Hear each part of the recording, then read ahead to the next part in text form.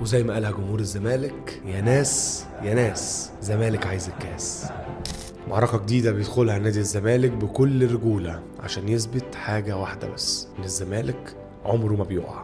الزمالك عمره ما هينكسر، عمره ما هينحني، حتى وهو في أصعب الظروف. الزمالك بجمهوره وتاريخه.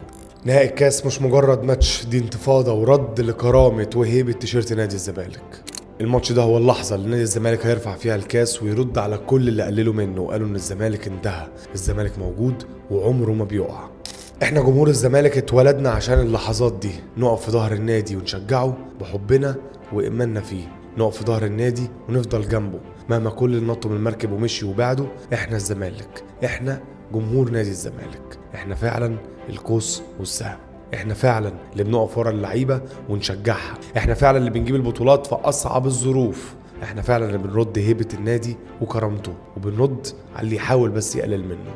جمهور الزمالك مفيش جمهور زيه في العالم، ومهما تجيب فيديوهات ومهما تتكلم هو الجمهور رقم واحد في حب واخلاص ناحية ناديه. كل واحد مننا عنده دور مهم بكرة أهم من اللعيبة، كل واحد مننا عنده مكان واقف فيه وبيلعب أكتر من اللعيبة، كل واحد مننا بكرة عنده مهمة رايح ينفذها ويمشي.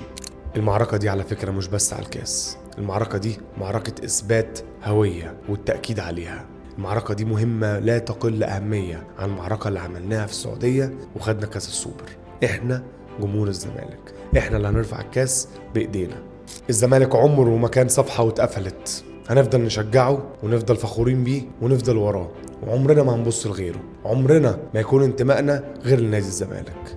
نهائي الكاس بكرة هي فرصتك، انزل ودوس على ايا كان مين المنافس، اكسب بروحك وقلبك قبل ما تكسب بكرة في أرض الملعب.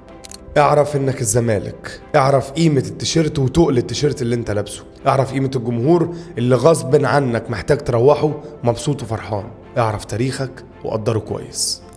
ماتش بكرة مش هزار، ماتش بكرة جمهور الزمالك مش هيقبل غير بالمكسب.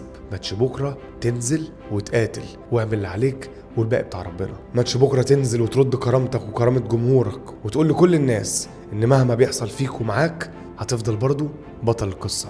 استاد القاهرة الساعة 8:30، احنا اللي هنجيب الكاس من قلب المدرجات. هشوفكم بكرة في الكورفا سود.